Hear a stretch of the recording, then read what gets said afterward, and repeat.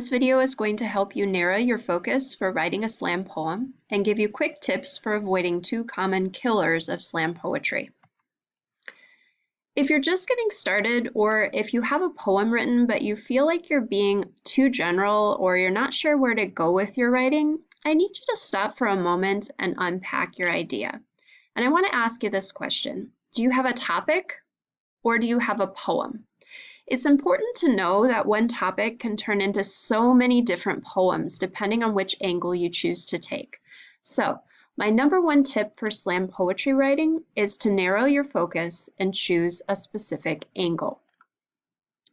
If you're like me, an example helps, so hit the pause button and read over the poem to the left of the slide.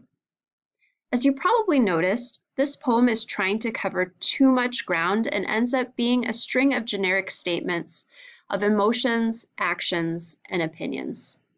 And because of this, it ends up not really making an impact or saying much of anything. They're trying to say too much.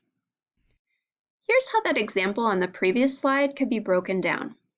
There are 4 different angles that the writer could unpack from that draft. Choosing one of these angles, setting that one angle as a more specific focus, could help the writer to be more specific and memorable. I want you to stop for a moment to unpack your own topic. If you haven't started yet, try making a list of different parts of that topic. Think of moments or feelings that you could focus on, different stories you could tell. If you already have a draft, read it over and ask yourself if you're trying to cover too many angles or ideas about that topic. Which one is the most interesting, important, or surprising? Let this be your starting point for a more focused poem. Hopefully you took a moment to sit down and unpack your own topic. What angles did you come up with? Which one do you like the best? I would encourage you to brainstorm details for a couple different angles to see which one you feel the most connected to. Then follow that path to write a new draft. But as you do so, be careful to write with specific details. On a very basic level, that means you're developing your ideas with 5 W's questions.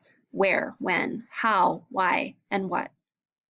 Anytime you find yourself simply stating an emotion, an action, or a vague opinion, ding, ding, ding, you can and should ask yourself these questions to write in a way that engages your listener. We as humans crave what is interesting and unique.